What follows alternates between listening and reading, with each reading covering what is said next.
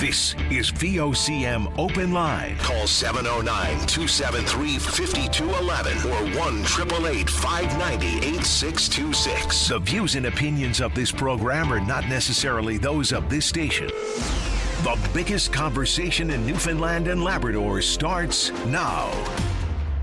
Hello, everybody. Tim Powers here, sitting in this week, hosting Open Line. It is Tuesday, April 7th, and it's a busy day. But hey, 3 cheers for our friend Sarah. She's a bit down in the dumps after that pounding her beloved Blue Jays took last night, 14-2. I was watching that game with my son for a couple of minutes because it started early. Woo! Oh, the Jays, they're in a hard spot. Now, important to remember, as Sarah certainly does, and all the hardcore baseball fans out there do, that the Jays started 10 games in last year. They were 5-5. 10 games in this year, they're 4-6. So not too far off, but boy, oh boy, oh boy, those Los Angeles Dodgers are just stacked. And you know, Shohei Ohtani has got to be the man who delivers the punch with a big whopping home run. I saw at one point, I think he made it, was it 4? No, that was Freddie Freeman, made it 4-1. Anyway, could go on all day about it, but game's on tonight. Let's see how they do. As Sarah said in the news, the Jays' best pitcher, Kevin Gausman, is up tonight, but he's also up against the Yokomoto, the Dodgers' best pitcher. So anyway, if you like baseball, it's fun. Rematch of the World Series. I was fascinated to watch last night how many media are accredited for it. Hazel May, the brilliant Sportsnet host, said there were over 30. It's huge in Japan, across the United States. I think Fox Sports has it live tonight across America. You'll remember they got huge numbers around the world for the Jays and Dodgers last year. So it's a big deal. Good for Canada. They're our team. Let's get those guys tonight. I don't want them to feel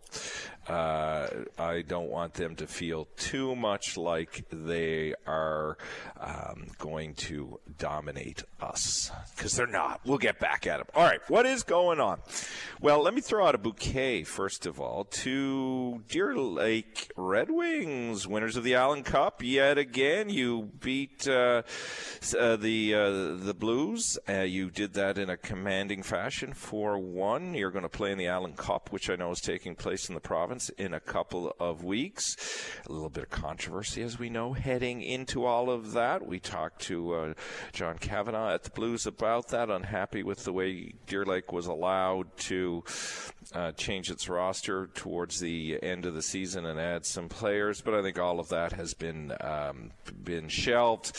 Congratulations to Deer Lake. The Herder is a big deal. Well done, Deer Lake Red Wings. Happy for the community of Deer Lake, who takes such pride in that team. All right, what are we going to do today? Well, yesterday, you will remember, we had a lot of callers who were on about the issue of clear cutting in and around Port Blandford. And the bulk of the calls, with the exception of one, focused on the need to not go forward with clear cutting. Concerns raised about how the provincial government determined whether or not there was public interest. They determined there wasn't enough public interest to prevent clear cutting. Those who say that there shouldn't be clear cutting argued that there is. They wanted to figure it all out. Well, lo and behold, this being Open Line and it being a place where politicians will come and answer your questions, Pleeman Forsey, who among other things is the Minister of Forestry, is going to join us at around 9:30 to talk about this and just how the provincial government determines public interest. As I said yesterday, there's all kinds of ways in which you can determine public interest, and at a material level, meaning it's significant enough that you choose to do more things to grasp and understand the public interest. The old days in Ottawa, if the Harper government got 700 emails and from one riding on something that could be seen as public interest, there's different measures. How many calls on Open Line sometimes is a measure in Newfoundland Newfoundland and Labrador. All of these things are part and parcel of determining public interest and how it plays out. So we'll talk to Pleeman Forsey about that and what goes into the decision. We did have a caller, important to voice this perspective, who said, look, you got to have a little bit of clear cutting. It provides firewood, it provides other essentials, and that person argued, Dennis, I believe was the gentleman's name, that there's some other things at play. So we'll stay on that story. Story, though, that caught my attention. I was listening to another national radio broadcast, actually, this morning, because, to do this job, you got to listen to those. And I heard this, that Saskatchewan Premier Scott Moe has proposed a potential social media ban for children under 16, following Australia's lead. The Saskatchewan government plans to poll residents on their views on this matter, with a significant majority supporting the ban. The consultation will explore options such as an outright ban or requiring parental consent. While no immediate legislation is planned, the results will guide the province's stance in national discussions on online harms legislation. The proposal aligns with growing international movement to set minimum ages for social media use, and we all know about the Australian under 16 ban.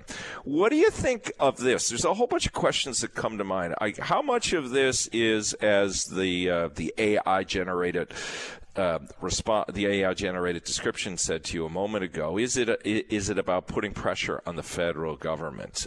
Because ultimately, the federal government has more weight here because they govern technologies, the transmission of communication, and those things in Canada. But what is Scott Moe doing here? Will other provinces follow suit? And what exactly is parental consent, and how is it going to be applied? Most often now, at least with children of a certain age, there is parental consent because we provide access to, or not, to the devices that are at play there. So all of these things are being pushed in Saskatchewan. You certainly talk to a parent and you'll get an informed view on all of this. Would you like to see something like this happen in Newfoundland? Is it practical, as I say, because provincial governments don't have the same legislative tools to act as a federal government does? What would you like Newfoundland and Labrador's position to be on the federal online harms legislation that is out there? The federal minister of AI, Evan Solomon, has said he's looking into all of this. And of course, we've had the terrible stories of things like Tumbler Ridge, where we discovered that the shooter had been on an AI platform, or had been on a social media platform, I should say, had been banned from that platform, but that was never reported to the police. That is the extreme case, an extremely sad case. But does this worry you? What do you think? Should Newfoundland and Labrador follow suit? So watching that, welcome calls on that, because I know it is central to so many people's lives these days. And we can't lose sight of this. The President of the United States, will he do his taco? What is taco? Trump always chickens out, because yesterday he said, and we've well reported it on VOCM, that he might just blow up Iran. Yep, he's going to blow up Iran. I don't know what the right word is. There's so many words that could be used to describe, including the expletives the president himself used earlier on the weekend. But it's just irresponsible. How about that? I'll go with a more judicious word, as we're talking about harms. Not judicious. What could happen now? We're living this hell of America and Israel's attack on Iran. There is no doubt. Let me tell you where I stand firmly. Iran should never have nuclear weapons. Canada supports that position. I support that position. But how the hell do we get out of this mess? And Trump seems to be escalating. Will the escalation have benefit? Will it cause more trouble? Check your pocketbook. It's causing you harm. It is causing you pain. All of these things are very much real. But I guess we'll be watching what Trump does today. He seems to think he's got some plan, though I don't think the rest of the world agrees with him, but we'll pay attention to all of that. You saw also, or heard, and you've seen it on our news site, Chris Drodge from the Marine Institute gave a great explanation of the importance of the Strait of Hormuz and how if you can't navigate through there, the problems that come with all of that. So these things are all vital and direct to us. So whatever Trump says, sadly, has an impact on us here in Newfoundland and Labrador. Staying with that, and this is one that I think could be a talker for a lot of people in the audience. Nanos Research did a poll of Canadians, and for the first time in quite a while,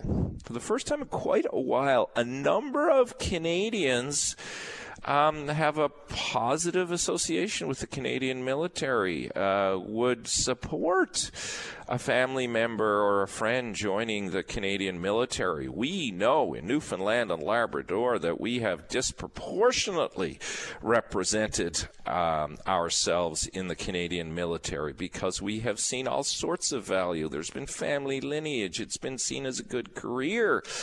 Why do you think that's happening? Your takes on that. Would you support a member of the family joining the Canadian military? Or if you're in the Canadian military now or you're a reservist, why don't you give us a call and tell us why you think this is happening? I think this is just utterly, utterly fascinating.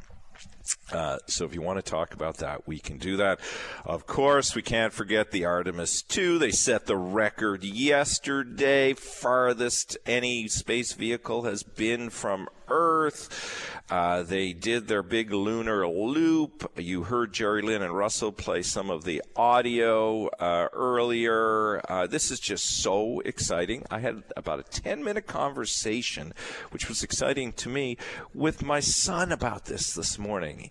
He's 10, going on 11, and just fascinated with what is happening in space and with this lunar launch, this lunar probe, and what they plan to do. And out of the mouths of babes, and I had the opportunity elsewhere yesterday to interview a Canadian astronaut. I think many of us are wondering, why maybe is it taking, in our minds, longer to do? Technology moves quickly. It's taken us 4 years to come back and focus on the moon. We haven't done it since 1972. And he was asking, well, it sounds like it's going to take 50 years before they, get on to building a lunar base and the like. And he said, maybe I want to be an astronaut. I tried to encourage that because that would be a brilliant pursuit. Whether he became an astronaut or not, it would certainly focus the mind on all kinds of academic disciplines. But when I talked to astronaut Dave Williams yesterday, not our Dave Williams, he's the astronaut of VOCM, but the other Dave Williams, who was a Canadian astronaut, he made the point that there's a lot of deliberation that goes into this. There's a lot of planning that goes into this. And while there was a space race in the 1960s that John F. Kennedy pushed, now we know we can get there. We know we can do it. We just want to do it right. A lot of this, of course, informed by the Challenger disaster many years ago and the caution that is at play. But I'm just, if you're a teacher out there, I'd love to hear from you or somebody in the science field. How has the Artemis II launch worked in inspiring the curiosity of the kids that you teach?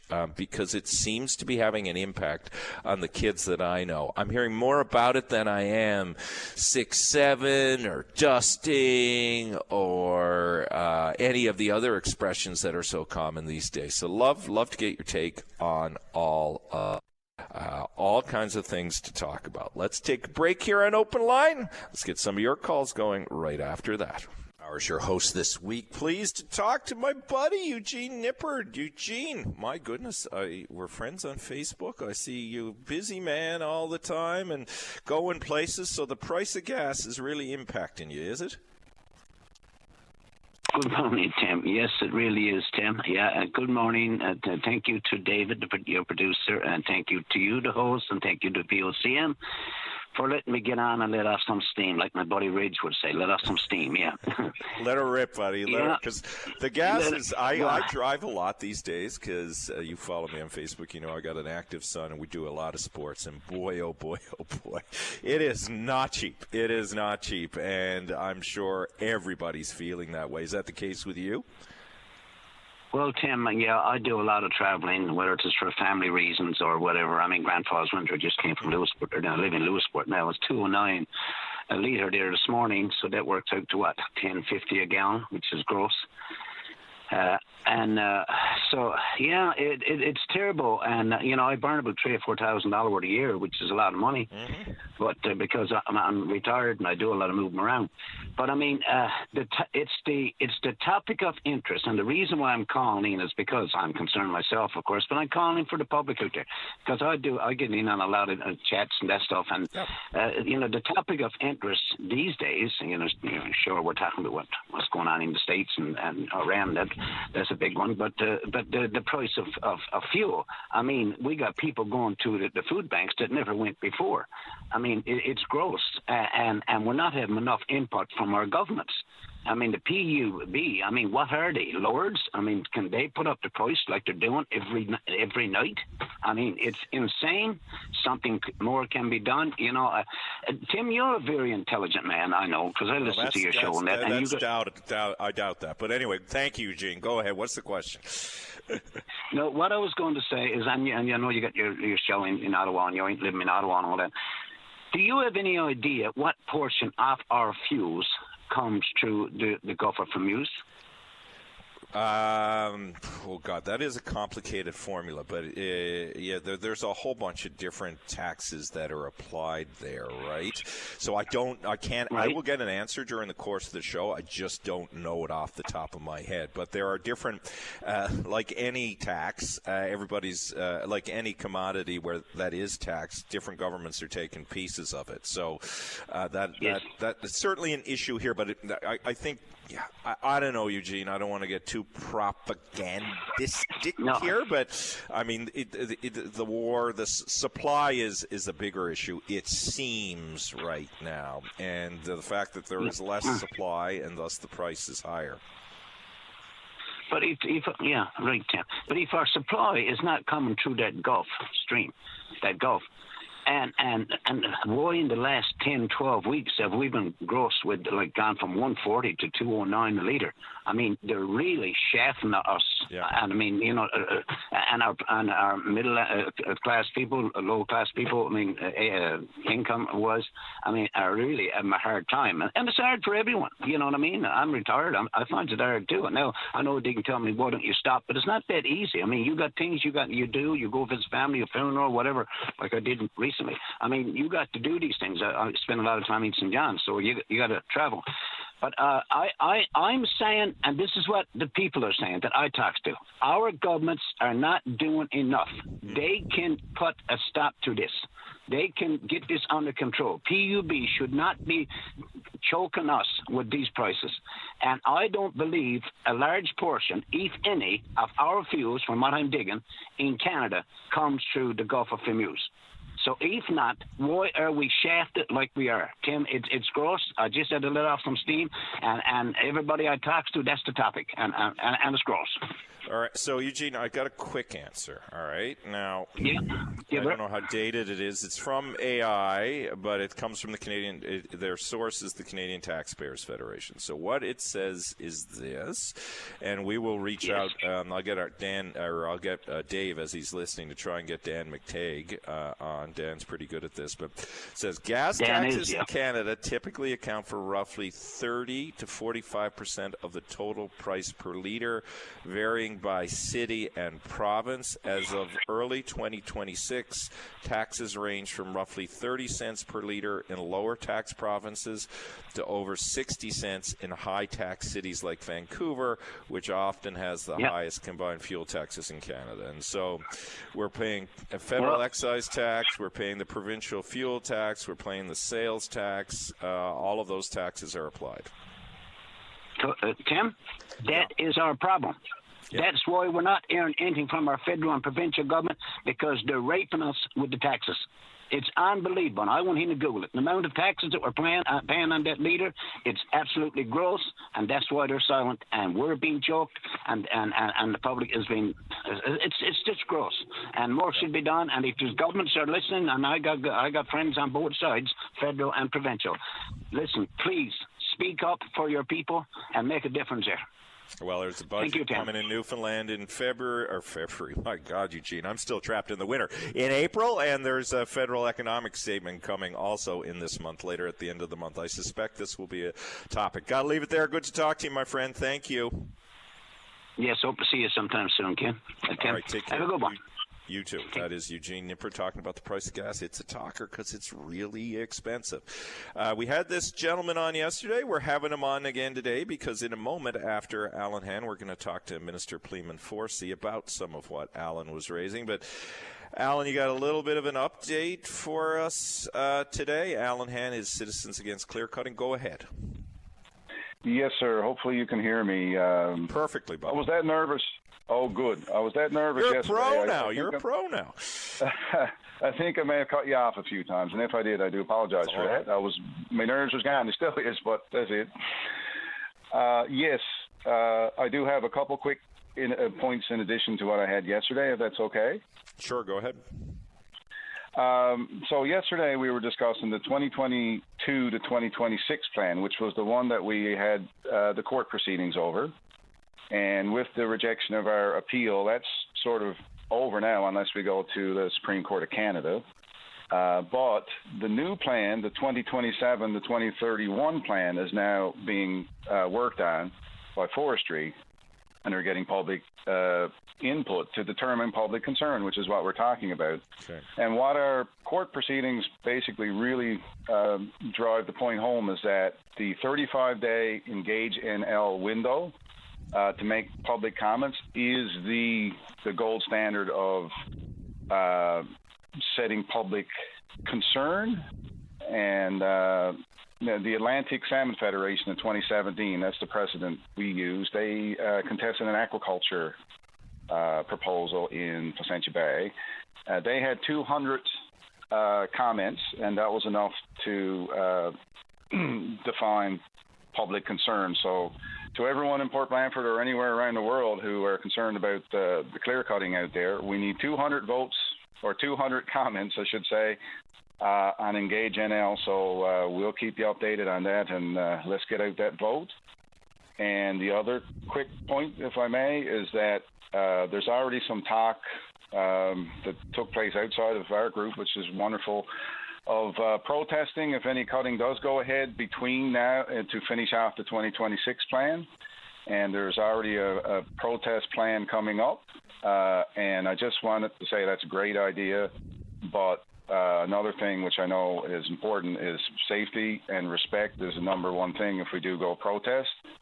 And in particular for the woods workers, because anyone who's going to go up in the woods and to make a buck deserve our respect. And those are not the people that we are contesting, nor are the on-the-ground forest managers, because they know what's going on in the woods as well. It's just this whole policy that they have of, for some reason, they want to cut the Borrowing Park of Port Blanford, right? Yeah, no, that's totally understood. All right, anything else, Alan, you would like to update before we take a break, and then I will talk to the minister? One quick point on the forest fire issue, which I think was brought up yesterday. Yeah, go ahead. Hello? Yeah, yes, I can hear you. Go ahead. If there is going to be a forest fire up the Southwest River area in Port Blanford, I can guarantee you the thing that's going to cause a forest fire there is going to be heavy equipment and harvesters going up there to work on the hottest days of the summer, and 100% that's what's going to start a forest fire. And that's what they did last year. They had equipment in the woods on the hottest days of the year. So that is the biggest threat to forest fires, I guarantee it. And there's a lot of science also behind if, in fact, clear cutting does any good for preventing fires, or, in fact, it dries out the land, depending on a lot of complex environmental inputs. So I just wanted to put that out there as well. All right, Alan. Well, you've done well. 2 days in a row. You're getting to be good at this. Maybe we'll get you into guest host. I'm. I'll you leave ready it for alone that for a bit, boy. Okay. Well, you keep advocate. You keep advocating. It's me who's cutting you off by mistake now, Alan. You keep advocating. Thanks for joining us this morning. When we come back, we'll talk to the Minister of Forestry, Agriculture and Lands, the Minister of Crown Lands and Emergency Preparedness and Disaster Management, Pleeman Forsey, to get some understanding of how public input does work and what the clear-cutting plan is. Back with Pleeman Forsey in a moment here on VOCM's Open Line. As promised, we have the Minister of Forestry, Agriculture and Lands, Minister of Crown Lands, Minister of Emergency Preparedness and Disaster Management, and the MHA for Exploits, Minister Pleeman Forsey. Pleeman, I'm not reading the title anymore, not out of disrespect, just takes into the time. How are you today? Good morning, sir. How are you, Tim? I am good. You will know, your team will have briefed you. You may have heard yesterday. We got a lot of calls yesterday, Pleeman, from people in the Port Blandford area who are opposed to more clear cutting. They say that in a previous era, before you guys were government, they had flagged a lot of concern about the clear cutting that they knew was going to happen, but they were told by the government of the day that their concerns didn't generate enough public interest to prevent it. You may have just heard Alan on a moment ago saying they're focusing on the new plan and the new consultation that is happening. Let me start with public interest, and then we'll get to your plans. How do you measure public interest in your department when people either put up their hand and say, no, I don't want this, or yes, I want it?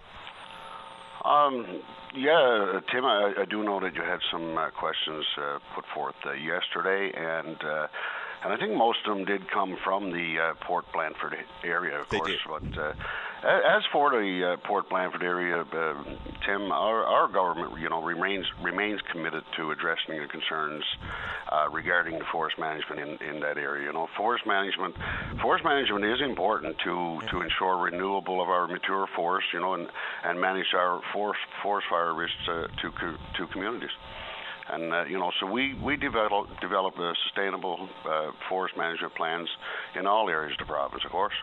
Yeah. And, we know a working group comprised of the town of Port Blandford, concerned citizens, and forestry officials, and they have been working to identify a plan to address those community concerns, of course.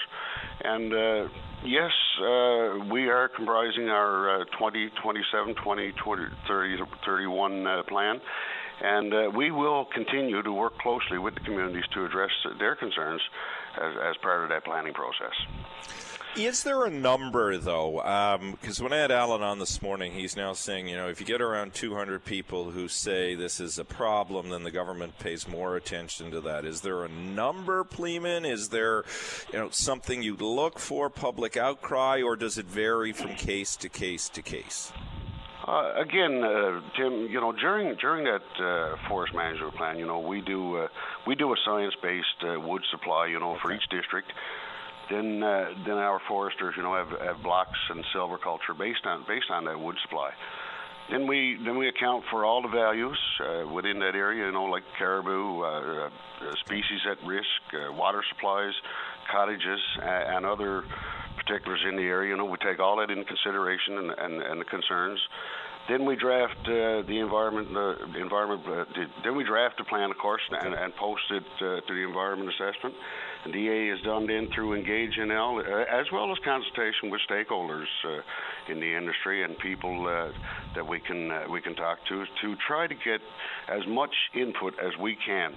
And the goal to all this, Tim, is to find a balance between the timber supply and to support jobs, environment, and the social values. So we look at all the particulars and talk to communities and engage and their concerns, and we'll address that and as we move with our plan.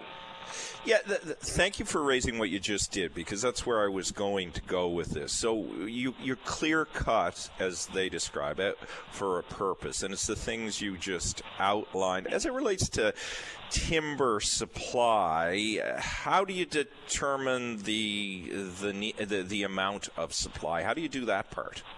Well, that's done through the process, through the science process, and what's viable for the industry. What timber we can cut for the industry and utilize in the forest industry. So and our officials go out and do that work, and they bring back what can be utilized in that plan.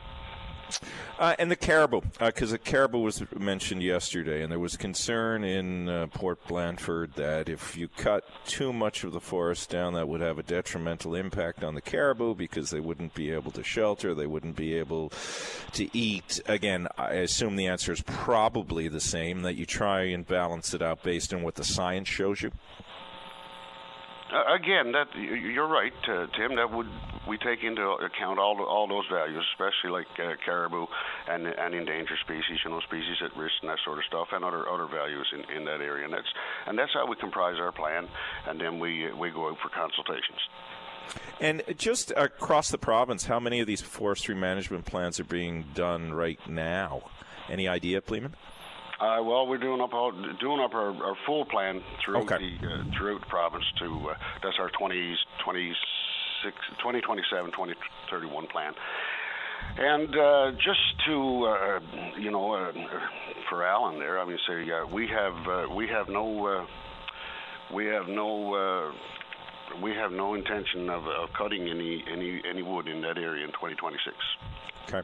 Last one for you, because it's so dominant, and it was last summer, and I suspect it's something that, as you look forward to the summer ahead, you worry about forest fires, and you heard Alan mention that. How much is that now driving the reality of planning? I ask you that, and then I'll just say I have to imagine more than it ever has because of what we have seen over the last number of summers. Tim, well, we know we have to be ready for our forest fire season, and that sort of thing. We've certainly been tested in the past couple of years. I mean, so we saw it in Central Newfoundland 2022, and again, of course, in the CBN area of last year. I mean, so we know what can happen in those during the forest fire seasons, and we have to be ready. We're putting our plans in place, or we've put some mitigation and prevention into communities. We're working with volunteer fire departments. Again, the announcement that our fifth water bomber will be back for May 5th, certainly an enhancement to our fleet and our forest fire capacity. So, yeah, we know, Tim, that we have to protect our forest and our communities, of course. Well, I appreciate you making the time and coming on to answer the questions. Pleeman, thank you for joining us today. Thank you, Tim. All right, that is Minister Pleeman Forsey, Minister of Forestry, Agriculture and Lands, Minister of Crown Lands, and Minister of Emergency Preparedness and Disaster Management. Let's go to Ross, who is on the line, who also wanted to talk about natural resources. I don't know if in this context or not. Ross, the line is yours. What's up? Yes, good morning, Tim. A couple of things on my mind this morning. It seems like on the show, the most conversation coming up here lately is the cost of electricity and the cost of gas and oil. Now, I can't speak for last week, but I'm just going to interrupt you for a second and say that, you know what, I do a little bit of this across the country, Ross. It is the conversation across the country, too. People are feeling it. Anyway, go ahead. Yes, so that being said, Newfoundland has a wealth of hydro in Churchill Falls. That agreement is coming up for renewal. Mm-hmm.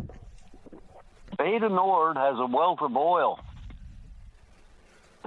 That agreement is coming up. Now, our hydro gets sent away and comes back and we pay a premium. Mm-hmm. Now they're talking about sending our oil to France and have it refined and then come back to us. I propose that the government of Newfoundland, when they sign these agreements, put a clause in where right from the start, whether it comes out of the oil out of the ground or if it comes off of the turbine for the electricity, that a percentage of that income be placed in a fund, and the percentage from hydro will go into a fund which would be passed back to the residents of Newfoundland and Labrador to offset the cost. And the same thing with the oil. When it comes off our land and it's shipped away, a percentage of that should be put in a fund that can only be used to decrease our cost of oil and gas. That way, every Newfoundlander and Labradorian would actually see the benefits of our natural resources. It's interesting, Ross, as you probably know, in Alberta, I think it was started years ago by the late Peter Lougheed. They had a fund like that. I think they still have some money in it, the Heritage Fund, which was effectively what you're talking about. They took money from during the resource boom and they put it in there and they used it. It was a rainy day fund. If I remember correctly, Premier Fury was talking about a future fund. I don't know what Premier Wakeham's plans are related to that. Maybe we'll know more when they do their budget. But yeah, I think something like that could be sensible. Norway has a fund like that. It only makes sense that we don't spend it all at once and plan for helping people now, but also in the future. Good idea. Yeah, well, not only that, not all being spent at once or whatever, but the fund from hydro should only go back to electrical costs to Newfoundlanders and Labradorians in this province. Yeah, helping. Right? Don't take it and do infrastructure. Don't take it and put it in the medical. And the same thing with the oil. That should go in a fund that can only be applied to the consumption of fuels. It's not going to be put in there to build for hospitals or whatever, because as we know, governments come and go, politicians come and go, politicians change the floor. We've signed up these agreements before, and we've been promised this and promised that. And to date, I do not see the benefit of the way they have been doing it. We're going to have to start to think outside of the box. Yep. And I think that is one way that each Newfoundlander and Labradorian will see the benefits from our resources leaving our province, and we're getting something out of it, not waiting till it comes back and paying through the nose for it. Okay. Good thoughts, Ross. I appreciate you staying on to share them with us. Thank you for joining us today. Yes, thank you for taking my call, and I hope everybody in Newfoundland and Labrador get after their members and ask them to put this in place so we can finally see some benefits from our resources. All right. Good call, Ross. Talk to you later. Thank you. You're quite welcome. Thank you. All right, that is Ross. I think these funds idea, I think that was don't know enough about Premier Fury's future fund idea, but I think we do have to look that way, and different governments have looked at it regardless of political stripe, and it shouldn't be a partisan thing. How do we best help people now? How do we help people in the future? We have to think bigger. Agree with Ross on that. Okay, we're going to take a break. When we come back, Daryl's going to tell us about a drama festival. Stand by for all of that here on Open Line. Tim Powers in the chair today. We're going to go to line 5 and talk to Daryl Brenton about the Provincial Drama Festival. Daryl, how you doing? Not too bad, Tim. Thank you for taking my call. I am happy to take your call, and I remember years gone by, the drama festivals in our province used to be shoot out the lights good. I assume that is still the case. Is it, Daryl? The performances are excellent. We've had 3 so far, and we have 5 more during the week, and from different troops from outside.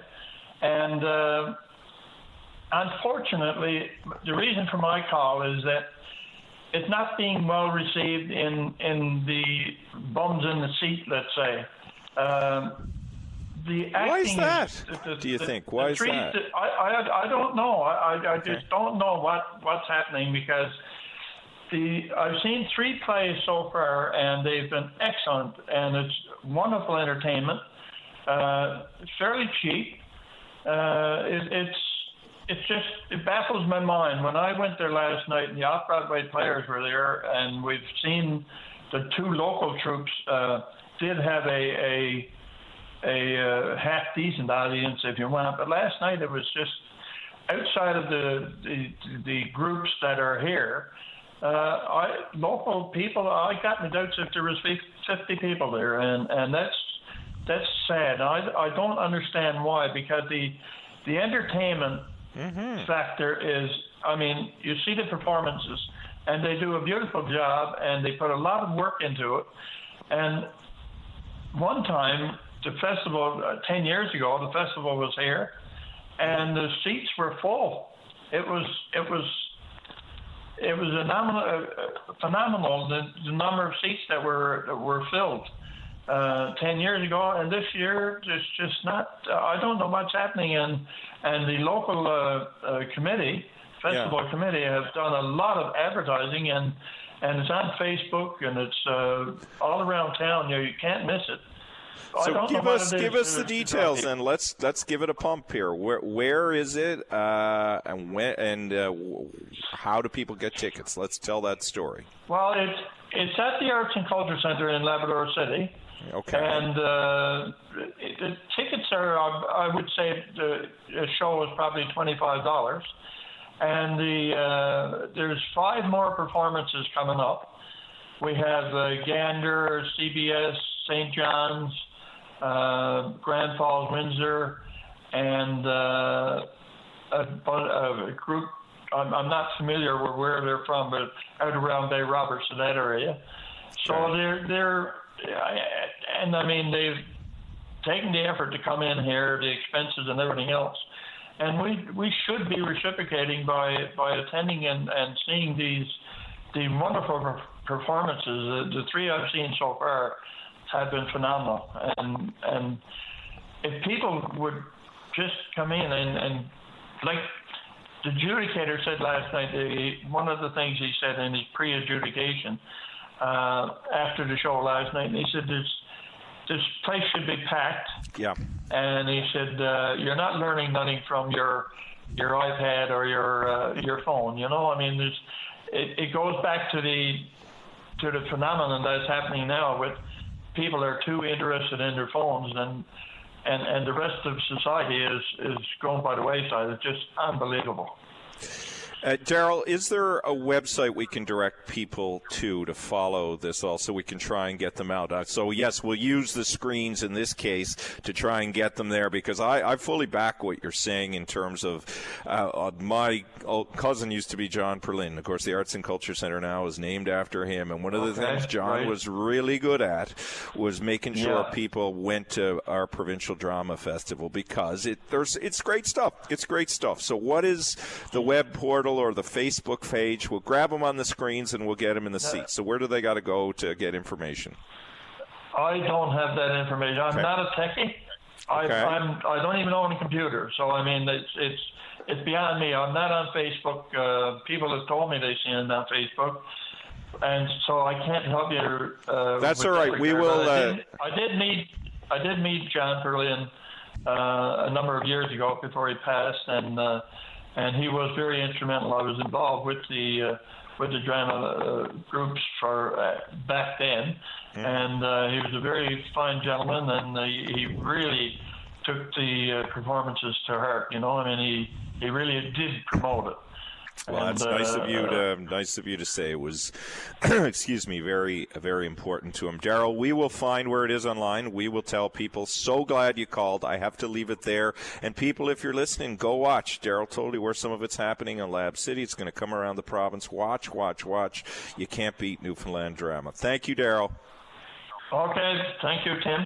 All right, that is Daryl Brennan talking about the Provincial Drama Festival. Let's go to line 6, Tom Davis, the Ward 4 councillor. Tom, you want to talk about Environment Week and a couple of other city-related things? Yeah, thanks, Tim. No problem. Quick mention about there's a water disruption on Shea Street. The residents over there were complaining they've had dirty water for 8 months, and so we're going to be digging it up today, and so people are going to have either low water, no water, dirty water, something today between in that area around Osborne Street. And anyways, just want to let people know that hopefully their long-term problems are going to be solved, but it's going to be a short-term challenge today. Okay, thank you. So I'm going to just take off my council hat, although there's a thin line between that and some days, but some of the things I want to say now. Don't throw it too far away, but go ahead, Tom. Yeah, that's right. So an observation that a lot of people, when you were looking at Newfoundland and Labrador and being a little doom and gloom on it, there's been some large investments by outside companies, some of them very, very large. And, I'll highlight the fact that there's a lot of real estate and apartment buildings being bought by some unknown entity from the mainland. And when that happens, it's kind of a sign to everybody, A, that our real estate is valuable to other people and that they see a future here in Newfoundland. So that's positive. Pennycon was recently bought by a company called Green Infrastructure Partners, which actually is the same ones who own the garbage bins, the green garbage bins around. And that company is also in the process of buying Pyramid Construction, which is a large municipal contractor, does a lot of work for the city and other municipalities in the area. And if you track that back through, Green Infrastructure Partners actually was bought by HPS Investments, which was actually bought by BlackRock. So BlackRock is a massive international investment company. They have their hands all over the world in big projects. So, when you draw a straight line to that, you realize that BlackRock, in their infinite wisdom, see a lot of future in Newfoundland and Labrador and see a lot of building future in Newfoundland and Labrador. So I think, it's a shame that international American-focused entities are buying up a lot of our, entrepreneurial pursuits. So that's a negative. The money's going to get transferred out of here. But the flip side is they obviously believe in our future. The other thing to be aware is that KKR, which is another massive mergers and acquisitions and investment company, they acquired Emera's equity interest in the Labrador Island Link for $1.19 billion. So again, that's obviously a testament to how much they think they're going to make off the backs of Newfoundland and Labradorians who 100% pay for the energy and the costs of the LIL. So that's just two observations for people having to back of their minds. And now I'm going to get into the main reason I call, which is you got 2 minutes, Tom. Go ahead. Okay. I got to get so to Earth Week is coming up, April 19th to 25th, and the subject this year it focuses Our Power, Our Planet, and it's emphasizing daily local action to protect the environment, leading to Earth Day, which is on April 22nd. So they're encouraging people to do community cleanups, greener habits. And the nice thing with greener habits is not only does it make the world a better, safer, cleaner place, but it also saves everybody money as a rule by reducing waste. And so we're encouraging people to plant trees, reduce carbon footprints. And so they really want to focus on collective responsibility. So this Monday coming, the Rotary, which I'm a member of, Waterford Valley Rotary, is hosting a conference at Frontline Action at 8:30 to 12. And there's people who are really interested in the Waterford River and its tributaries, as well as companies, not-for-profits, government agencies, anybody who cares about the condition or health of the river and wants to be involved in what we're planning, which includes planting trees and includes cleanups coming up this spring. So anybody who's interested in joining that, we want to try and get it nailed down to see how many people, how many chairs we need. And so reach out to me, tdavis@stjohns.ca, and I will connect them with Bill Stoyles, who is organizing the conference. And there's no charge for the conference. Okay, perfect. So I just want to quickly, in this time of challenging energy, just ask people to Google or to talk to people about ways that you can reduce how much energy, because if you reduce how much energy you're consuming, that's going to save you money. And look at the little things, the little habits. There's big things. If you're looking at a vehicle, encourage people to look at an EV or a plug-in hybrid so that you can charge it right off Newfoundland's mostly green grid, and any money you spend on electricity in this province directly, with the exception of what I just mentioned about KKR, will directly go into the pockets of Newfoundlanders and Labradorians. It's a nice circular economy. But look at simple things like caulking windows and around doors, weather stripping. But, there's big things. You turn your thermostat down 1 degree, that can save you 5 to 10%. So there's little things we can all do, but you can get on that device we spend too much time on and just ask it to give you some advice on ways you can save on energy consumption. All right. Got to leave it there, Tom. Always Thanks, appreciate Tim. Our chats. Thank you for calling. Take care. All right, that is Tom Davis, Ward 4 Councillor. Just before we go to news, I have to share this. It is breaking.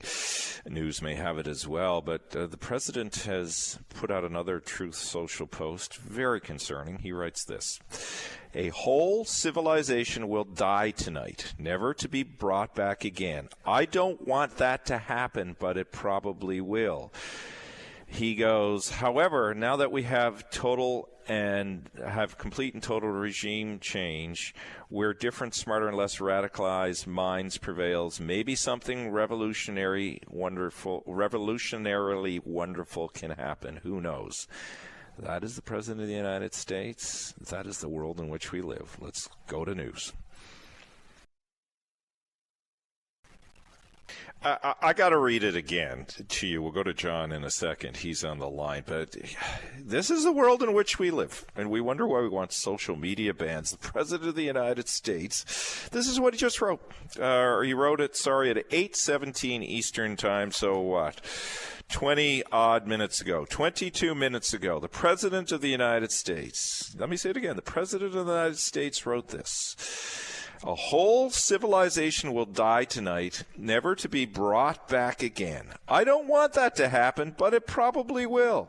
However, now that we have complete and total regime change where different, smarter, and less radicalized minds prevail, maybe something revolutionary wonderful can happen. Who knows?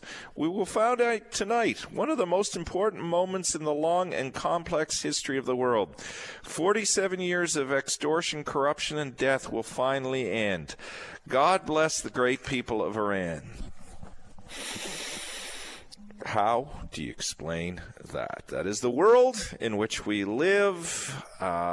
We will continue to monitor this story. That is the destabilizing leadership that we are getting from the president south of the border, and a war and a world waged through social media chatter. Wow. All right, I'm going to take a breath. John, what would you like to talk about? Are you there? Hello? Hello, you're on the air. Go ahead. Yes, I was wondering about that GST increase that we're supposed to be getting. That's supposed to be in June, is it? Oh, you mean the rebate? Is that what you mean? There's an increase coming in GST. I don't know about there being. Let me just check that. I thought there was going to be a system set up by the government whereby people who were paying GST at a certain level would have a greater rebate. I'll check. Just check. As we're talking, because I don't know the answer, but I will find the answer for you here. You're worried about that, though, if it does come? No. No? Okay, you're just asking me. All right. GST Canada. Hang on, John. I will tell you. No, not that I... Just, hang on. Not that I can find. Hang on. No. There is a GST credit change coming in June, starting payment equal to 50% of the 2025-2026 annual credit will be issued by June 26. The increased benefit payments rise by 25% for 5 years, benefiting 12.6 million individuals. Yeah, there's no increase coming, John. It's the benefit that will go back to people that is coming. I can't find any information that shows there's an increase coming. But a lot of that is based on your tax filing that we are all doing now. That help you? I misunderstood the whole thing. Oh, that's okay. That's okay. Yeah, it says the rate is still 5%. HST is still 15%.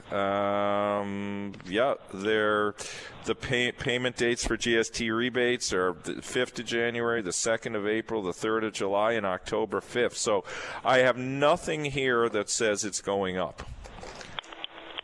Okay, so thank you very much. You're very welcome. Thank you for calling. I think part of what that was, what John was talking about, this is the groceries and essentials benefit top-up that I've been telling you about. You remember the Prime Minister and the federal government announced this to help people with the cost of goods. And they announced it to much fanfare, and they are increasing payments. And as I said, it's intended to last 5 years. It starts in July of 2026. So no GST increase. We did talk yesterday, and our news is reporting that in Newfoundland and Labrador, which applies the HST, which is 15% in Newfoundland, that the province is I don't know if they're looking at this. I don't want to put words in Minister Pardy's mouth or the Finance Department's ledger, that they're looking at reducing 300 fees, or they're looking at 300 fees and tax levies to see what benefit they might be able to cut, if I can describe it that way, and give to you. We'll see what happens with all of that. April's a big month. Not only are we filing taxes, but we are expecting a provincial budget. We're expecting in 2 or 3 weeks a federal economic statement. So a lot more of this stuff will become clearer at those times. All right, time for a break already. When we come back, more of your calls. Give us a ring here on VOCM's Open Line. Welcome back.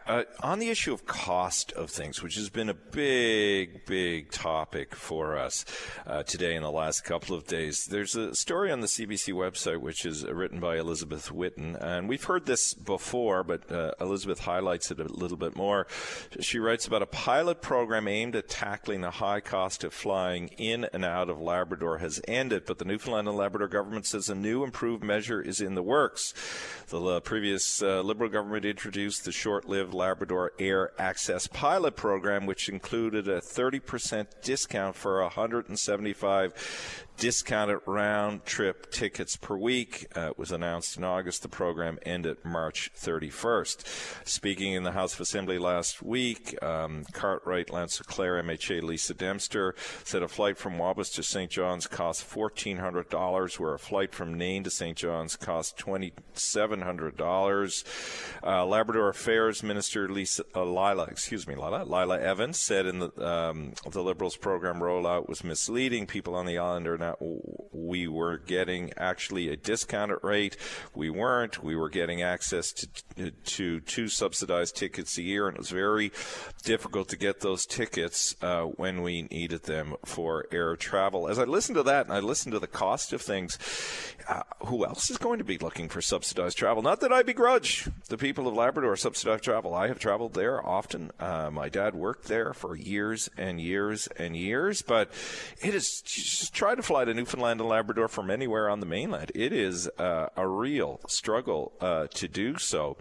And as we are hearing on this program, as we have heard elsewhere, the cost of things is tough. So how do we justify increasing for Labrador supports and potentially other regions of the province not? Now, we have heard, as it relates to travel in the province, you heard Pleeman Forsey reference this earlier, bringing extra ferries, creating more options. All of those things are important, but at a certain point, the costs of things are going to interfere. They're going to create interprovincial jealousies, but we'll see. We'll watch that Labrador program.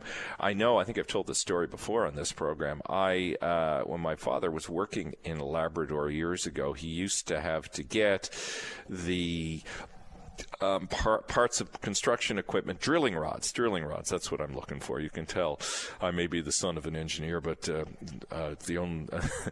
I wouldn't know where to put a drilling rod. Maybe you guys have some suggestions where you'd like to have it seen put on me, but we would ship drilling rods for him to Labrador via air cargo, and they were ridiculously expensive, and that is 20-odd years ago. So be mindful. These costs are going nowhere but up, and at least for the moment. So we will watch that story in Labrador. I also saw a story of, and maybe we can track him down, Dave, or maybe the gentleman can call, but a story of a taxi driver in Gander who equally was struggling to try and provide his service because of the cost of gasoline. It is something that is very concerning. The story, Joshua Fry, owner of Checker Cabs in Gander, said the business has been steady even with higher gas prices, but his operating costs have increased. And anybody in business will tell you that's a worrisome thing. Quoting Mr. Fry, and again from the CBC story, you almost got to absorb it for a little while because gas fluctuates in price, as we well know. Again, Mr. Fry speaking here. Most of our consumer base is on a fixed income, such as seniors, and on support, so we can't really jump too early yet and change our prices.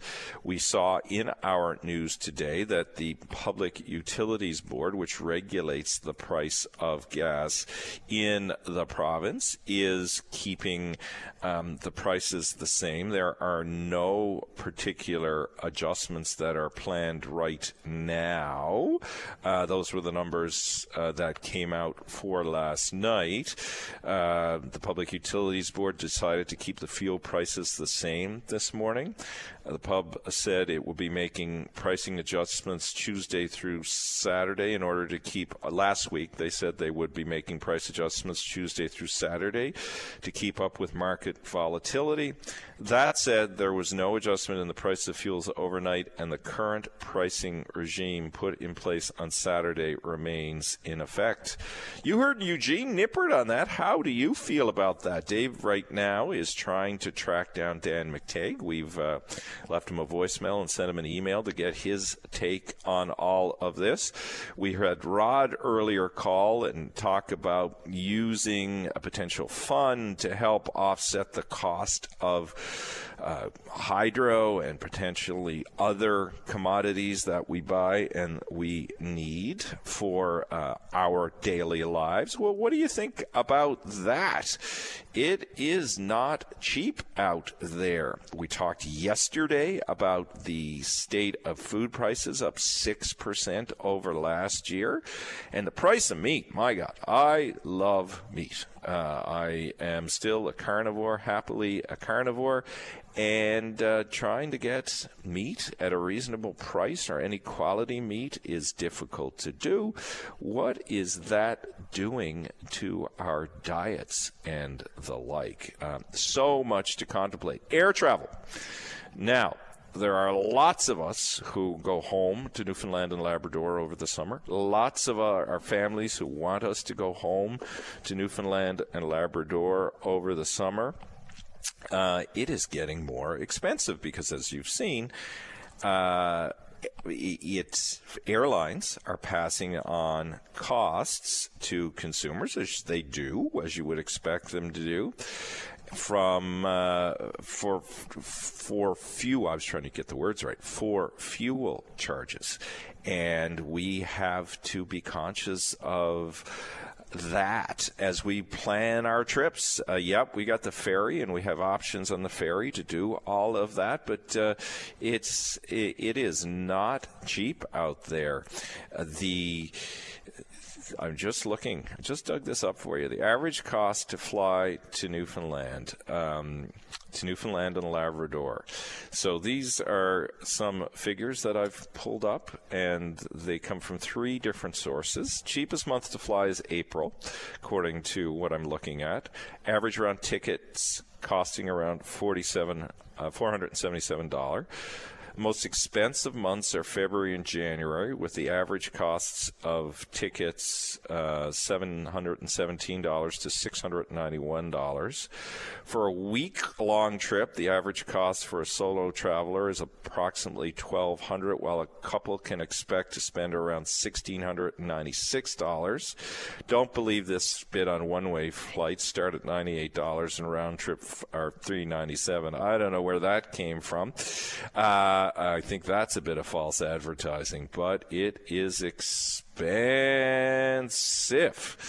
And that is the lowest bottom barrel fare. And as you know, if you take that lowest bottom barrel fare, often you are getting shafted if something happens, if you lose your luggage, if you find yourself stranded for other reasons. And there are lots of reasons airlines give to us these days for why we are stranded. So I would love to get a conversation going about this, particularly, look, we're in the spring. I know it doesn't feel like it. Look outdoors. You see the snow. You see all of these things.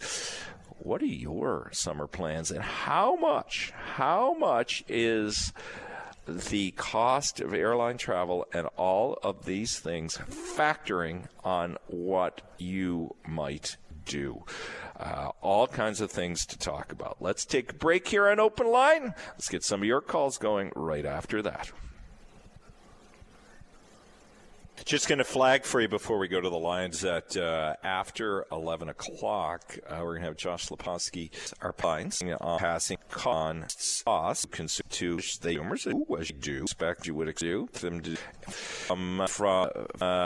for few the words trying to get for right few chart, and we and to have lunches because of that we as in our plans trips got the we have variants on the option to do in the air. What's on your mind today, sir? Yes, I would like to talk about COVID. Go ahead, sir. I wonder what's the viewpoint on COVID there in Newfoundland now? My viewpoint on COVID in Newfoundland and Labrador now, well, my viewpoint is if I don't know how widely circulating it is, but I think, you have to, as you do with any other illness, just be mindful of it and be careful to protect yourself and others. I don't think people are, not that I am opposed to this, I don't think people are vaccinating the way they once did, and I don't know if that is impacting it. I don't know what the spread numbers is, so I want to be responsible in what I say about it. What's your perspective? I think it was a hoax. Okay, why do you think that, Mark? Well, the flu disappeared when the COVID was going to go. And all these vaccines that people are getting, and getting injuries, and all the terrible cancers coming in now, people are dying from it. Sorry, you said I did. My bad here. You said the flu disappeared when COVID was in Newfoundland. Did I hear you right, sir? Way across the world, there was no flu. Where do you get that information, sir? The statistics say that.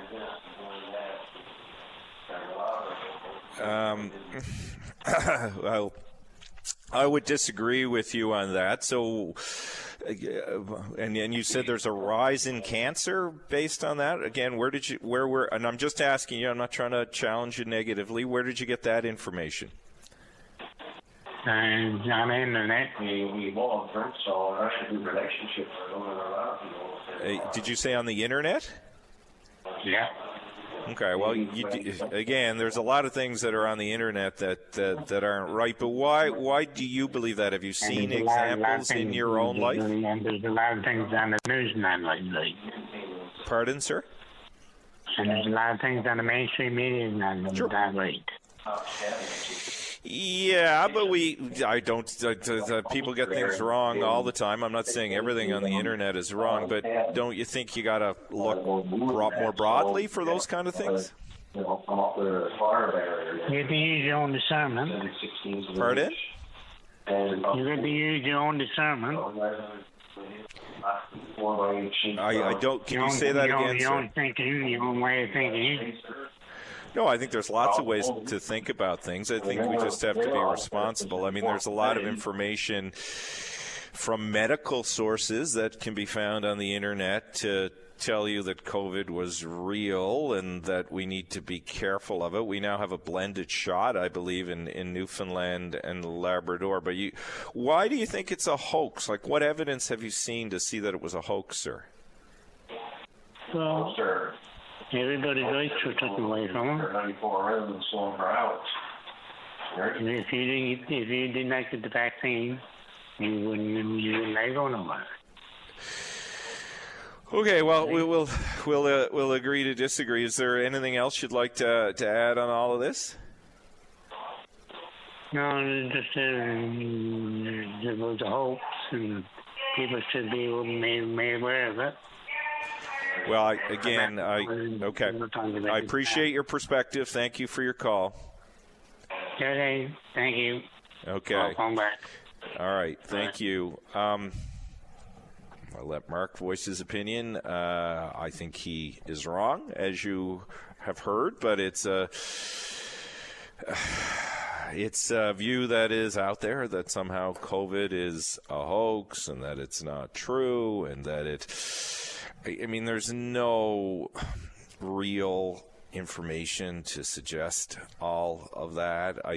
People will hold to their beliefs, and you've heard me ask Mark about the internet and where he got information, and the usual response people who believe in Mark's perspective have is, well, the mainstream media is wrong. Yeah, sometimes the mainstream media is wrong. But this whole notion that it's not real is just, I don't want to be mean to Mark, but it's nonsensical. There are lots and lots and lots of pieces of information that demonstrate that it is true.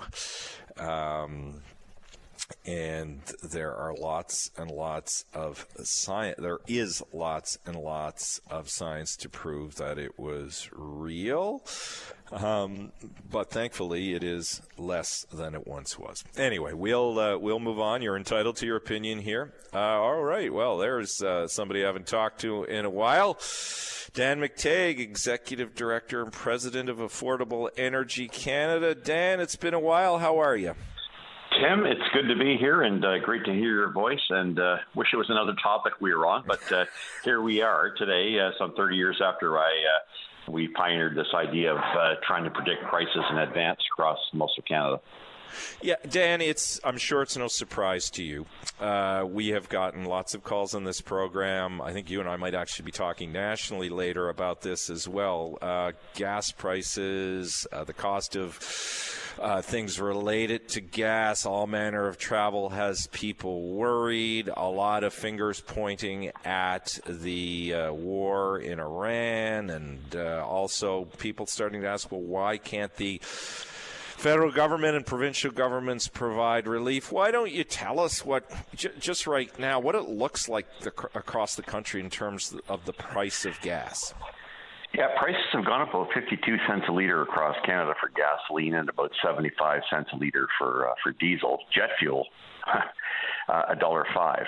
So, that kind of transportation, anything we use for vessels, for truck, for maritime shipping in other parts of Canada, in North America, trains, and even home heating fuel. We're still using it, furnace oil. That's all gone up because, of course, it isn't just oil that has been affected there in the Persian Gulf with respect to the chokehold of the Straits of Hormuz.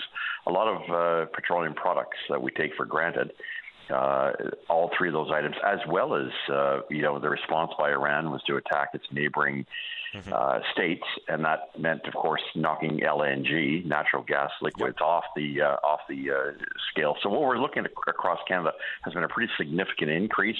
And I don't see any end in sight, certainly not with the deadline looming in several hours with respect to Trump further moving to defenestrate, if you will, the entire, public infrastructure in that country. What can governments do, Dan, that they aren't already doing to help people in this time? Tim, you and I'd have to go back to 2000, 2001. and you'd bump into each other somewhere on the highway at McDonald's or something like that, if I remember well. What we need to look at is recognize that this is going to be a long-term problem, and the long-term problem isn't just confined to prices at the pumps, which are important, but to the entire infrastructure of our country. The cost of everything is going to go through the roof, and I don't think this is going to come down even after. And should we get, by some miracle, some kind of cessation of hostilities there because of the damage that's been done in that region to all of those products, it'll be a long time before they come back online. Simply because turning these things off or having them, fired upon and damaged means the long term will be most difficult. Now, the governments of Canada and eastern provinces have a pretty big option, and it's one they have to weigh very carefully. In 2001, I was able to get the federal government to give back rebates to Canadians based on the GST at the time. Before the Conservative government dropped it from 8 to 5%, it was 8%. It was a lot of money on a lot of fuel products. So that's, I think, where the federal government has to look. I mean, the reality is that 8% or 9% or even 10% provinces ranging from Ontario, Quebec to Atlantic Canada have to look at the idea that perhaps they're contributing to the problem. And I think that's there's no doubt it's ill-gotten gains. They're making windfall profits. They're going to have to look at reducing that, or at least finding a mechanism through the other taxes, reducing the other taxes in order to be able to compensate for what amounts to a pretty significant take on higher prices. Looking forward, Dan, and you make a very good case about change is not going to happen quickly. We could be stuck in this place for a while. You hear again about the need to increase domestic production. You hear about needing to set up our own strategic reserves more than we have now, particularly one in Atlantic Canada. Some exist in Ontario and Quebec. Structurally, what should we be looking at? I think it's a wake-up call that for the past 10 years of saying there's no business case for these things, there is in fact a damn big one, and it's important not just for saying we can produce that which we have, especially here in the offshore of Newfoundland, where you have already proven reserves and many more to come, which would be very instrumental in places like Europe, which are currently facing a significant energy crunch. A couple of weeks ago, they desanctioned Russian oil at Urals, they refer to it as. It jumped $65 a barrel. So there's no easy solution to this. But what is very clear to me, Tim, is the one thing that no one talks about. We refer to taxation and we refer to high fuel prices. Do you realize it's costing you 39 cents a liter because the Canadian dollar is no longer the petrodollar? Yeah. We have basically told the world, get lost. We don't want your money. We're not interested in you investing in the very kind of resources the rest of the world wants, and certainly today more than ever. That means the Canadian dollar, 139 pennies to buy U.S. dollar, adds 39 cents a liter to the price of gasoline and diesel right here in Newfoundland. Yeah, it's expensive. As we look towards the summer, one of my colleagues wants to know what's summer blend looking like. So next week, around April 15th, we switch over from winter to summer gasoline. In the winter, we use gasoline that ignites quickly, especially in colder weather. That's what you want for your vehicles. In the summer, you don't want that kind of volatility. You don't want that kind of fuel. So they remove butane from gasoline, which is cheap to make and mix. And they mix it in with something called alkylates.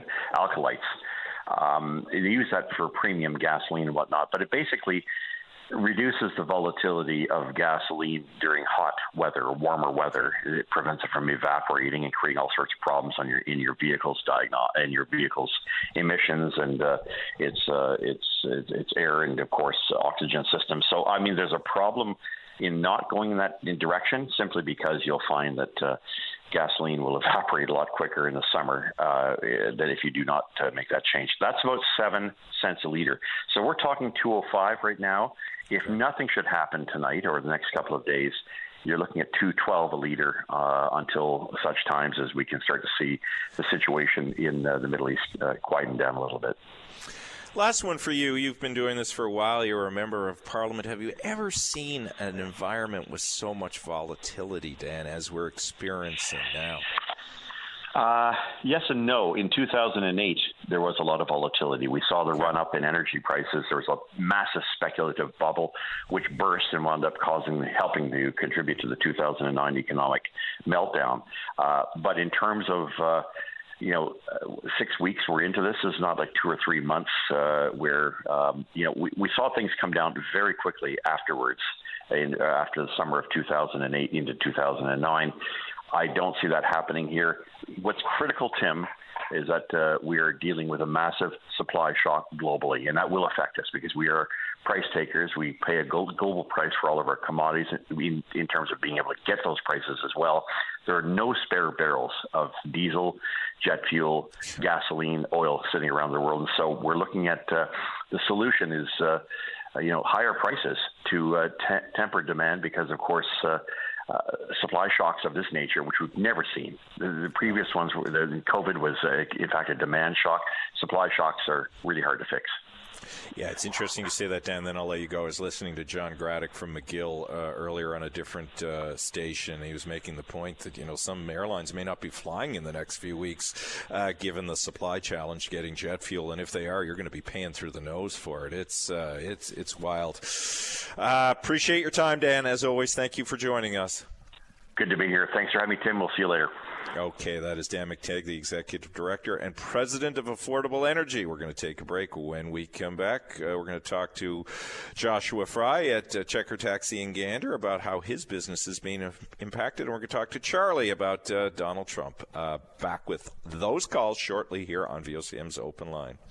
Donald Trump may or may not obliterate a civilization tonight. That is the world in which we live in on April 7th, 2026. And to get his perspective on this most absurd reality, we're joined by Charlie. And Charlie's always very thoughtful on these issues. Charlie, in my years of living, which are not insignificant, but I've lived a little bit, I've never seen anything like this. I've never seen a president behave this way. I've never seen global affairs be conducted this way. I don't think it's good. I mean, your take on all of this, Charlie?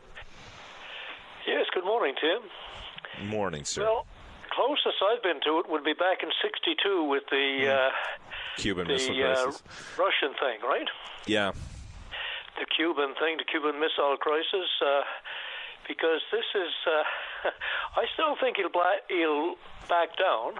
Mm-hmm. I think he'll say negotiations are going well or some such excuse. But if he does go ahead, the implications for the Gulf allies, Iran will destroy desalination plants, infrastructure, oil refineries, you name it. They'll go after that area, right? And the Middle East will be set on fire. So it's going to be interesting how it plays out. But as I said, I predict he'll back away. Did you notice one day he said something about at the end of a talk, it's all about Greenland?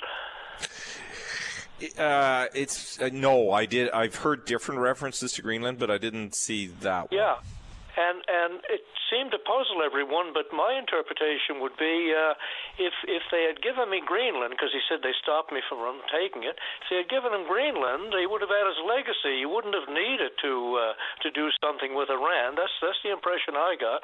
So if you want to look at unstable, that's where his mind goes, because he's all about legacy, buildings and names and money and everything. But anyway. What's your take on it? I noticed not only oil coming there, but we need the helium.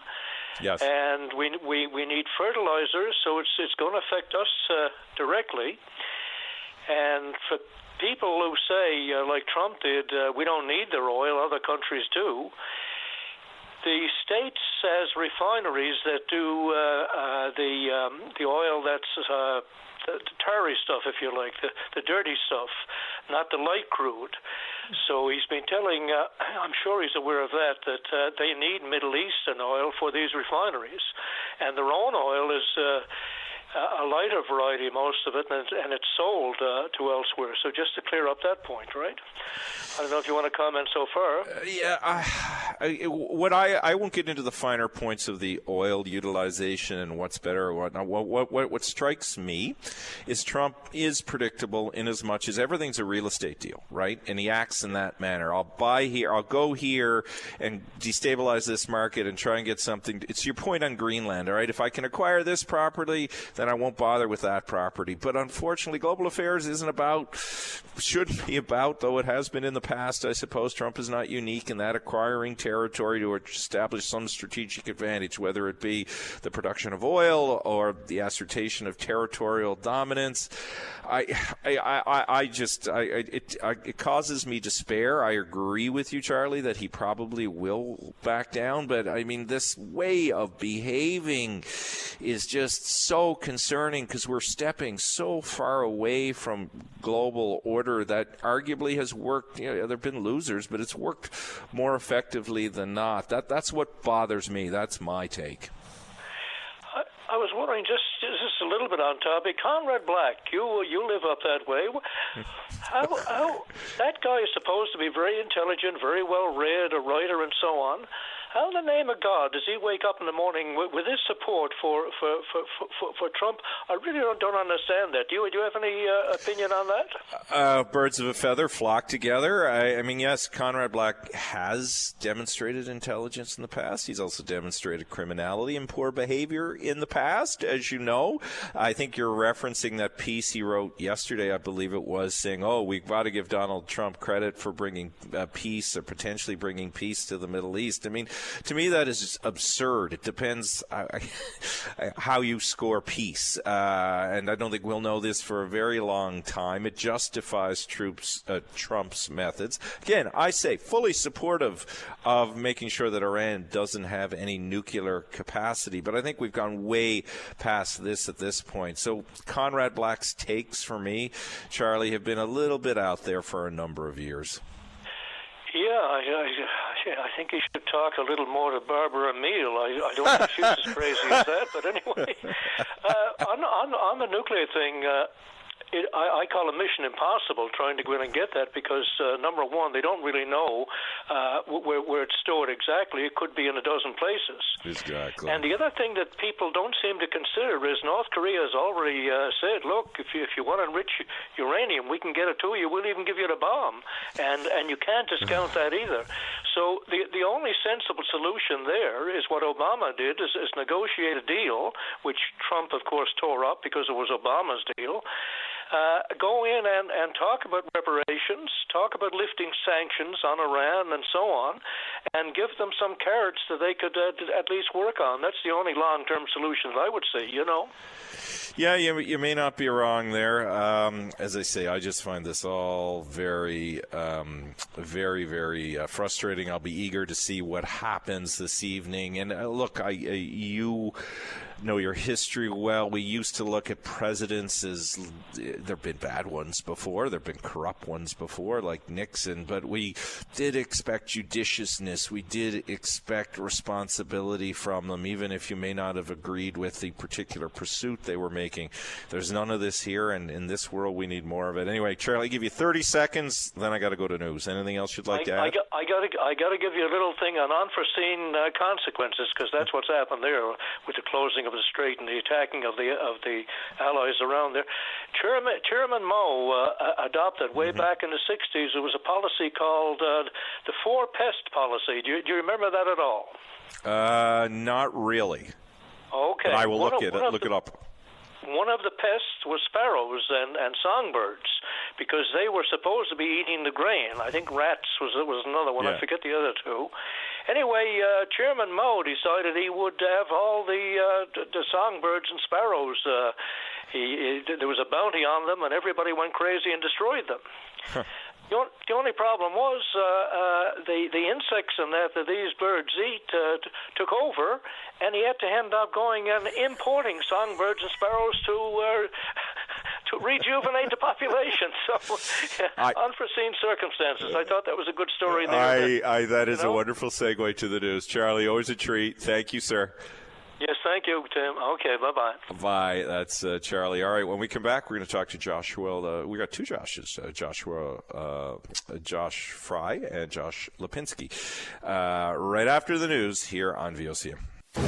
You're listening to a rebroadcast of VOCM Open Line. Have your say by calling 709-273-5211 or 1-888-590-8626 and listen live weekday mornings at 9 a.m. Welcome back, everybody. Tim Powers in for this week. Well, you heard me mention it earlier in the show. Joshua Fry, who owns Checker Cabs in Gander, says the business is steady, but the higher gas prices are having an impact on his operating costs. We were able to track down Joshua. How is it for you, Joshua, trying to run this business now, because your profit margins are just getting minimal with the cost of gas being what it is? Yes, you're correct. It is getting a little bit harder every day. I'm pretty well doing what everybody else is doing. Around 2:30, 3 o'clock, checking social media, seeing what the prices are going to be. Yeah, that's tough to do because you're not able to plan. You got to wait. Short-term business instead of looking long-term. I mean, what kind of percentage hit is this having on you? Is it taking 10% away from your income, 20%? What can you tell us about that, Josh? Well, I don't have really figured out for percentage-wise. I just going by the gas receipts now and noticing what a four-door sedan could do for under 100 is now breaking over 100. Like a round trip St. John's is about 115, 120. And you haven't done what the airlines have done yet. I'm guessing passed on price to your consumers. How long can you hold off doing that? That's the question. We got to wait and see now. How long can we hold off? Because our seniors most of our customers are on a strict income and don't have the ability to make more income or less. They're on a fixed income. I'm trying my longest not to pass it on to them. Yeah, that's a tough one. I mean, because I would imagine, Josh, there's not much margin to move. I mean, maybe you can add a buck or two or three here in terms of your pickup fee, but you don't have much space to move, or you might lose some of these customers, is I guess what you're contemplating. Oh, yes. Mostly what I'm looking at now is the out-of-town runs. Maybe bring them up before I go looking into the local runs, like the long-distance runs. Mm-hmm. Like bring them up $10, $15, $20 before I go touch the in-town runs that the general public uses. How long before you think you have to get to that place? I mean, we hear, God knows what Donald Trump will do. God knows when the situation in the Middle East will improve. But Dan McTagg was just on a few moments ago, the suggestion that nothing's going to happen fast. So you're probably getting close to some decisions, are you, Josh? Oh, I mean, we'll let it go, I'd say. But we'll look at it before the tourism season starts. Unfortunately, by then we may have to do something. Yeah. And that's the worst time to be doing stuff. Yeah, no kidding, because you got the people in, and you want to. It's not cheap to get to Newfoundland and Labrador, as we talked about before. You guys have a big summer coming up in Gander. You got that race in May. You've got the 9/11 remembrance ceremonies in September. You've got all kinds of things that happen in between. Have you, since you began operating your business, have you ever seen anything like this? No, I haven't. I've only been at this a year and a month, but I've been driving for 14 years, and I can't remember to ever having these gas problems, like price-wise. And I imagine, not that this is helpful in this circumstance, do you have a lot of competition in Gander? And if you do you worry that they can, last longer at lower rates? Tell us the competitive landscape. Well, that's what's saving us right now. I do have no competition from anywhere. But that's also the reasoning I can't really go too high with the prices, because unlike a metro area, we don't have a metro bus system. Right. So I can't really just say, well, if you can't afford the taxis, there's Metrobus for an option. I have to keep that in mind, too, that we are the Metrobus of Gander pretty well. Yeah, no kidding. Before I let you go, I mean, there are other costs, too, that you have to worry about in business. If your cars break, you got to fix them. The cost of bringing parts in is going up. I mean, are you seeing, is the system just, it's not just gas, are you seeing the whole ecosystem where you spend money going up? Well, yes. Well, I mean, our biggest expense is maintenance and insurance, besides the fuel cost.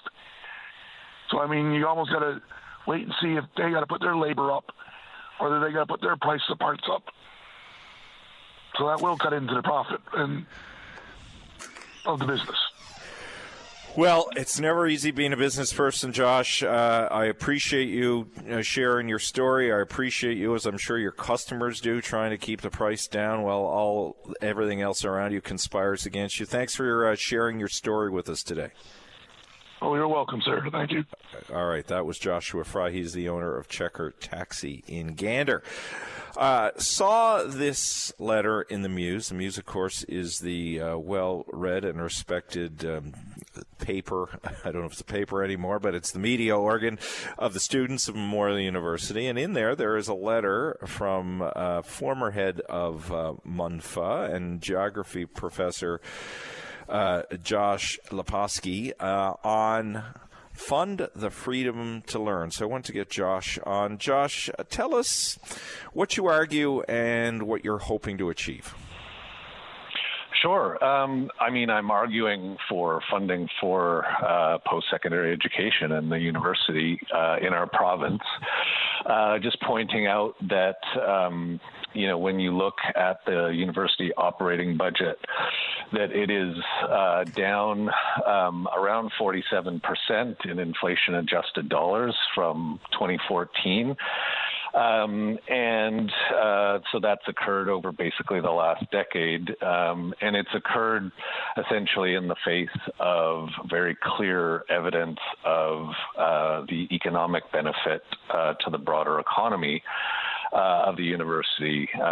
When you do the arithmetic, essentially for every dollar of public money that goes into the university, $2 to $4 come out into the broader economy. Despite that, the budget keeps getting cut, and sort of consistently, the often government-led conversation is that the university is just a cost center to the province, despite the evidence to the contrary.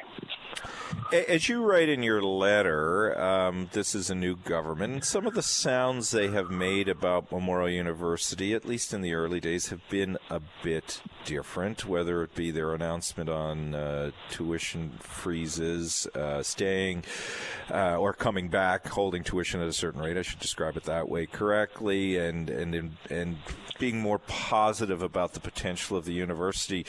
Have you gotten any sense from any of the chats that you've had, if you've had any, that this is something the Wakeham government would embrace? Yeah, I mean, I am, as it were, just a professor now. I was, as you mentioned, the president of the Faculty Association some time ago. And during that time, prior to the election, there were conversations with the people who are now the current government that I think, there was a sense of a reason for optimism, let's say.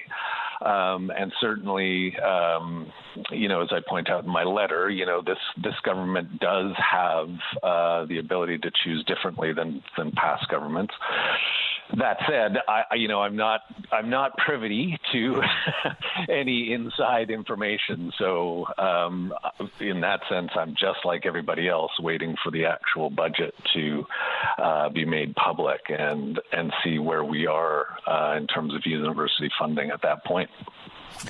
You know the landscape well, both from your previous role as head of MUNFA and your just general interest all across the country. You've heard the argument a million times, but for the broader audience, universities are facing funding challenges. There are threats. There are cuts. We're in a unique situation, arguably, in Newfoundland and Labrador, in that we are the only university in the province. I guess UPEI is in a similar place. Is there a model somewhere, Josh, you see that could be applicable to Memorial that reinforces your case for public investment?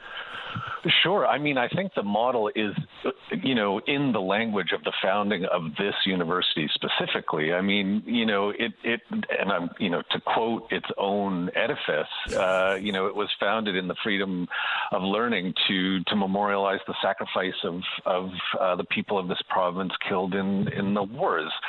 That itself is a principle that should be, supported as important for this place. You look at the legislation. The legislation talks about the university, the core mission of this university as giving instruction in all branches of knowledge and learning. That's the teaching part of the mission.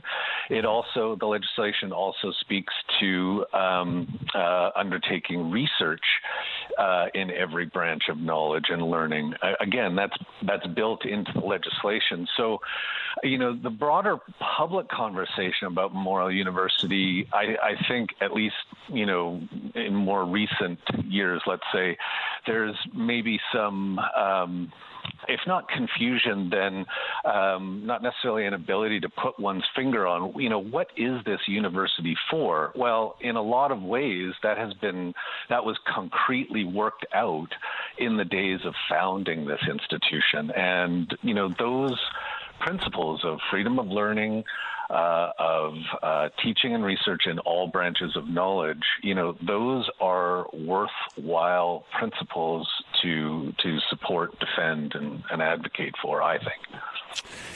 Indeed they are. Last one for you, because you and I both know this well. Of course, again, full disclosure, on the Board of Regents, Josh and I have dealt with each other briefly in the past there because we were overlapping. One of the things that has always fascinated me, and I'm speaking for myself here, of course, is there's a very passionate university community from all stakeholders in the university, regents, faculty members, unions, students, all very passionate.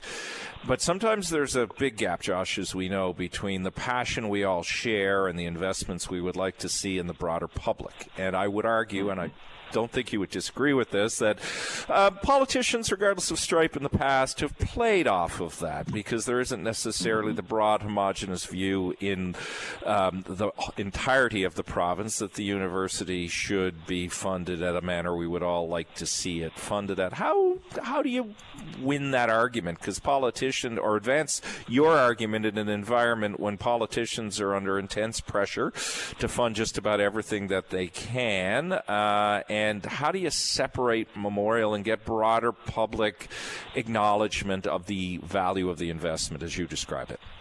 Yeah, I mean, again, I think pointing to the values concretely in the legislation governing the core mission of the university, and again, the value of or the principle of supporting freedom of learning.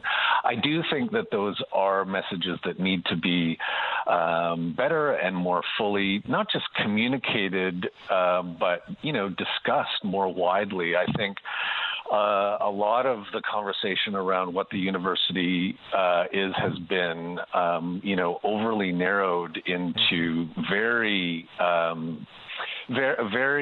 shallow sort of economistic terms, jobs, etc. Nothing wrong with that. Of course, that's important.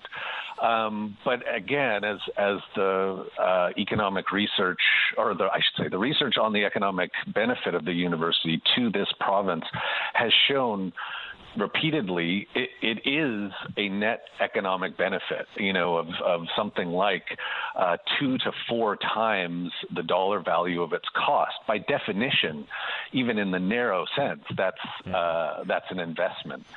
So if people's concern is that the university is a cost, they, in my view, they're not looking at the broader economic picture that has been very clearly presented. They're only paying attention to the operating budget of the university, not the economic benefit that comes out. And so if we're going to celebrate the economic benefit of other players in the economy, the venture capitalists and whatnot, then let's pay attention to the same side of the ledger for the university, which clearly shows it's an investment. Good letter. Good to talk to you. We will keep covering the story. Josh, thanks for your time today. Thank you, Tim. Happy to. All right. Take care. That is Josh Leposki. He is a professor at Memorial in the Geography Department. You have thoughts on this? Give us a call. All right. Time for a break. Back with more of your calls after that. Welcome back. Good to be with you. Just have a couple of minutes here before our next break. Wanted to flag something that my friend and colleague Dave Williams sent along, because it relates to the discussion we were having earlier about the price of gas and oil and refining issues, and that this was a conversation that we had with one of our callers earlier. I hadn't seen this story. It comes from late last week, but the Irving Oil's longtime Saudi crude supply has been disrupted. They won, the Irving Oil, Canada's biggest refinery, approval to foreign ship for crude from Newfoundland. Just reading the story, Canada's largest oil refinery is looking for new supply options as the U.S. war in Iran threatens one of its most reliable and long-standing sources of crude oil. Irving Oil recently got permission from federal regulators to use a foreign-owned ship to bring crude oil from Newfoundland's offshore fields to St. John in southern New Brunswick. Saudi Arabia had been the most reliable source of crude for the Irving St. John refinery when it opened in 1960, but regulators were told by Irving last month that is no longer certain. According to what Irving submitted to Transport Canada, they wrote, in 2026, the Iran conflict has resulted in the most significant crude oil supply disruption in recent history, with far-reaching implications for global production, shipping, refining, and energy security.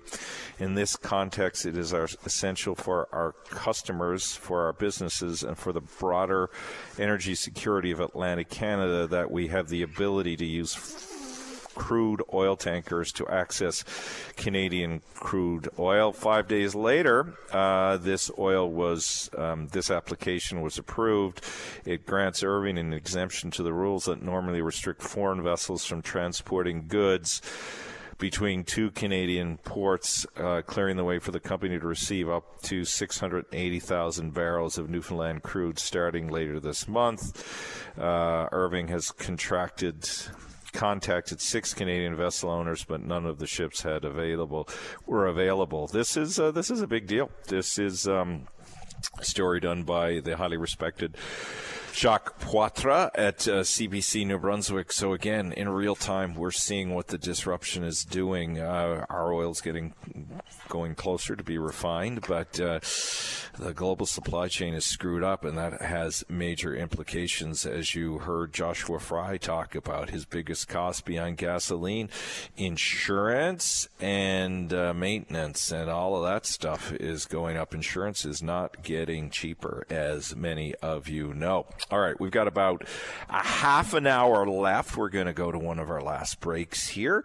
Give us a call afterwards, whether you want to talk oil, gas, cod, you name it. We're here for you. Back in a moment here on VOCM.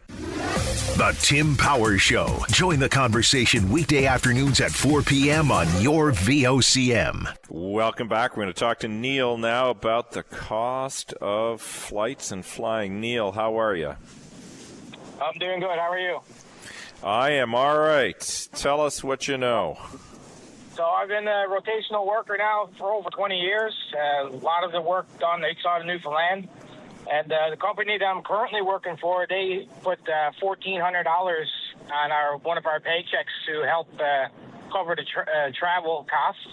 And the last few months, there's so many people from back east that work on the job we're on in Saskatoon. The company's been talking about increasing the amount of travel allowance that we get because the airfare has just gone crazy high. Yeah, normally so where are you working and what does it normally cost to come home? So when I first started, this was only in October, I was making $400, $500, $600 off the $1,400 that they were giving us, and now it's like you got to take money away from your paycheck to offset the amount of travel money you're getting.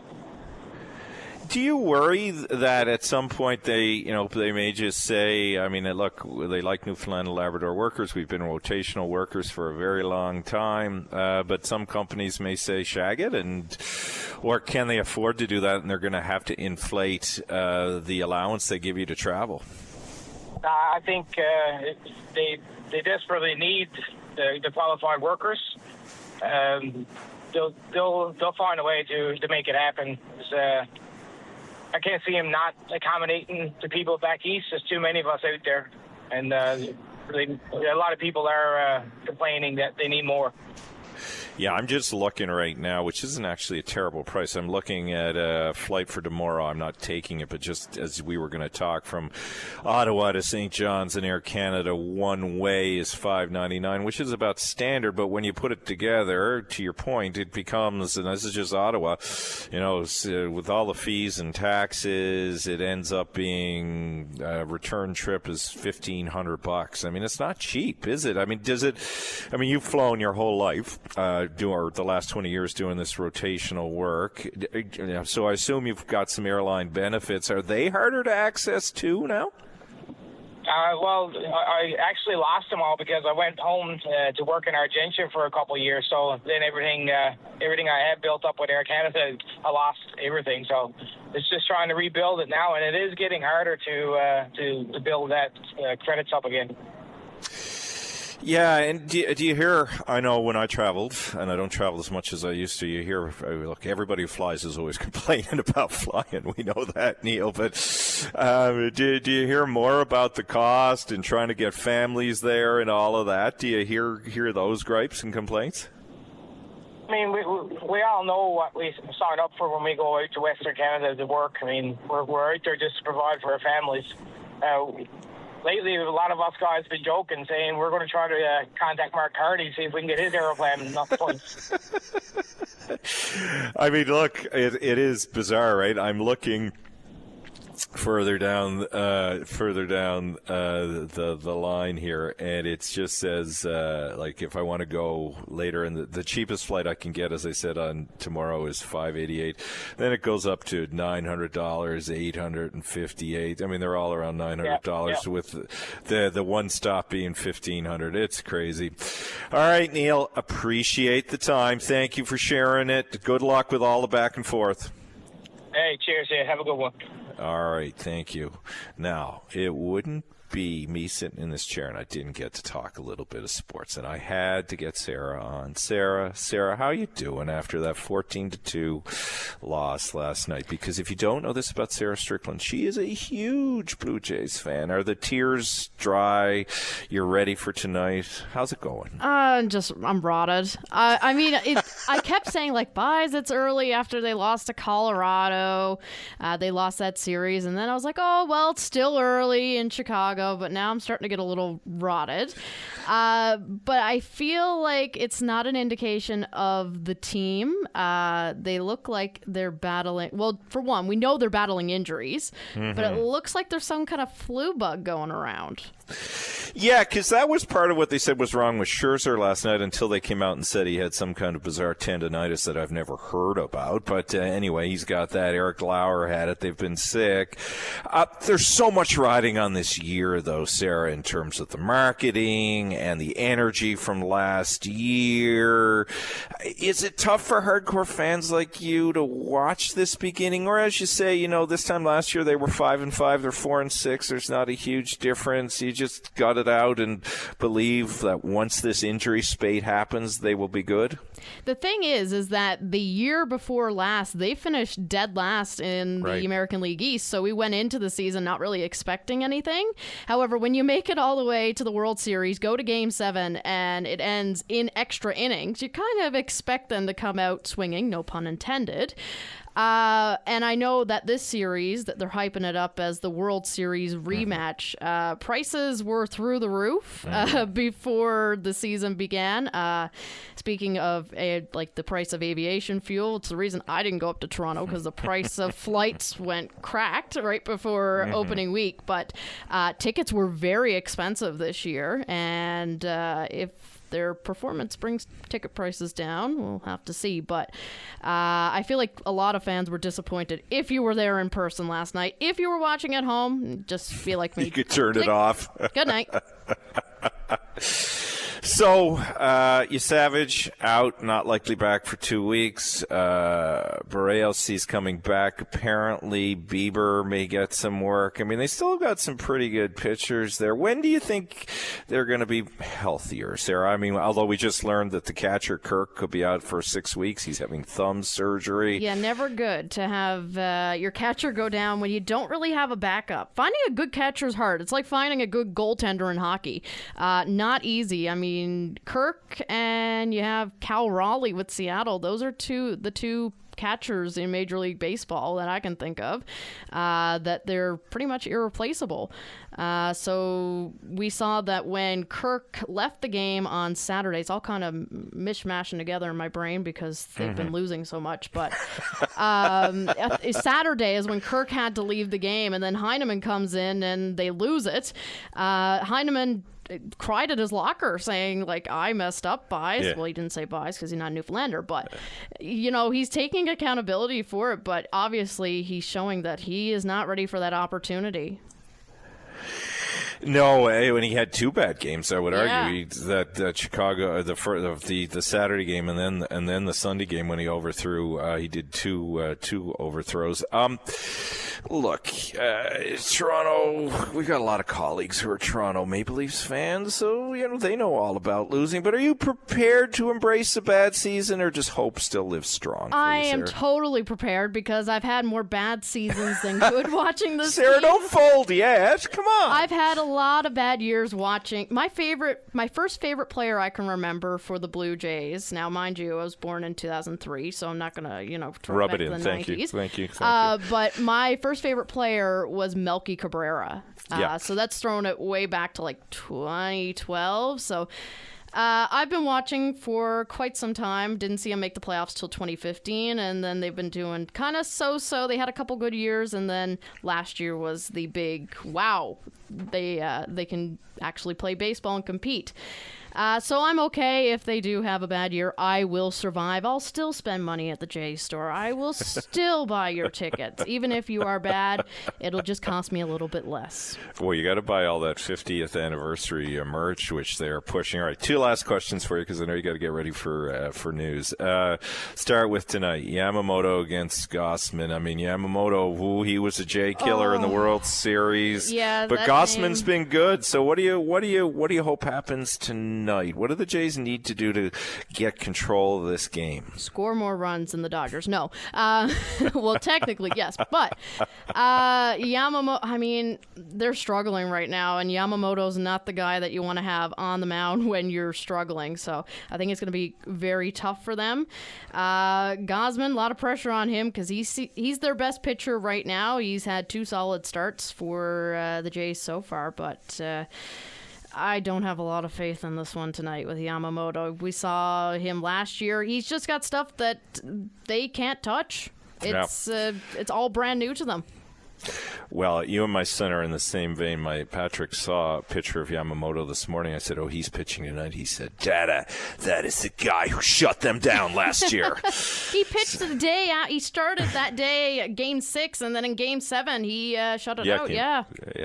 All right, last one. A little bit of criticism as it's Toronto. It's the Toronto media market coming out about John Schneider. Not so much about his management, because he can't do anything about the injuries and the the illnesses. They just happen, but that he's too positive. If you've watched all of his press conferences, he said, yeah, we're not playing well, but then he will provide a pretty good storyline as to why that is the case. Are you worried the Toronto media is turning on him already, or should they turn on him? That's happened in seasons before. Snyder's famous for saying, I tip my cap to you when they lose. He tips his cap to the other team. It's kind of become like a running joke, but I mean, Schneider's hands are tied. Really, what can he say for their performance right now? I don't think they're coming down on Schneider. He obviously proves that he can lead the team to victory, but he's dealing with a rough situation there right now with not having his healthy roster. He is indeed. All right. Well, I'm crossing my fingers for you and Patrick that Yamamoto isn't as good as he normally is tonight, and that Gosman kicks some butt and the Jays score early, and Ernie Clement, who's been playing reasonably well, puts on a show. Hang in there, Sarah, although it seems like you are. The Jays will get better. There's 162 games in baseball, so there's still lots of time.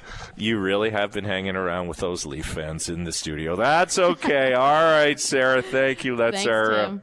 That's our Sarah Strickland, big Blue Jays fan. And as you heard, it's a big matchup tonight. There's some big hockey games on tonight, too. The Senators go against the Lightning in a game that has playoff implications. I think the Canadians are playing, too. So Cole Caulfield will be going after his 50th goal yet again. All right, time for a break. We got time for one or two more calls, or I'm going to talk. Call or talk. You decide.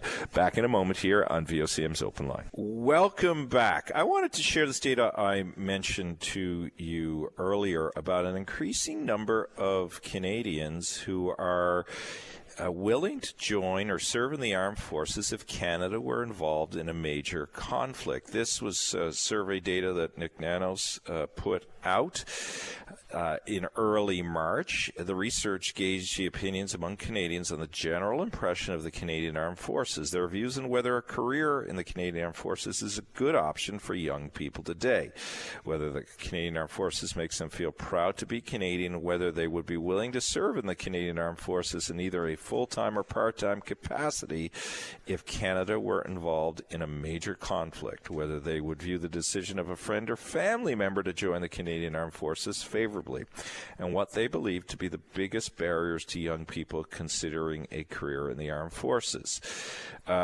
Through a system they have, they did an online random telephone and online survey of 10,058 Canadians, 18 years of age and older. Here's what they found.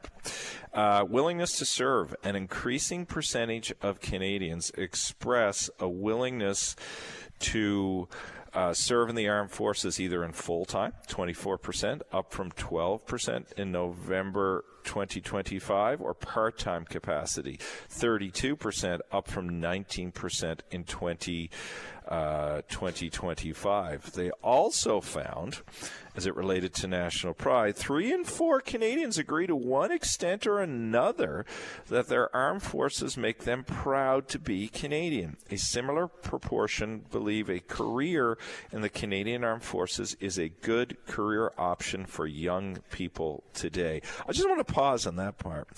Growing up in Newfoundland and Labrador, this was always front and center, that there was great pride in serving in the Canadian military, and that's why so many of our young women and men joined the Canadian military. It is nice to see that being reflected elsewhere across the country, and you do have to wonder what that looks like. Another key finding, barriers to serving. This is one that I think makes sense, particularly in this day and age as it's more talked about. Risk of personal injury in combat is perceived by Canadians as the most significant barrier to young people in pursuing a career in the Canadian Armed Forces. Post-service support and mental health also register. Pause on that one, too. We've seen a lot of stories about challenges those who have served in the military, particularly in combat, have from their service. Makes a lot of sense. Thankfully, though, we are talking about those challenges and doing more, I think, though I welcome the calls of any of you who know about this better than I, to provide health and support to those in the military. There is lots written about PTSD. There's lots written about the challenges with other mental health afflictions, but those still are stories that dominate. So it makes some sense that you hear that. The last key finding from Nick Nanos was positive views of the armed forces. And this is interesting. 3 in 5 Canadians hold a positive view of the CAF, Canadian Armed Forces, while about 3 in 4 would view the decision of a friend or family member to join the Canadian Armed Forces favorably. That, I think, is up from what we've seen in the past. Here's one you'll find fascinating from the survey. Those with a very positive impression going across the country here. Nanos dug into this.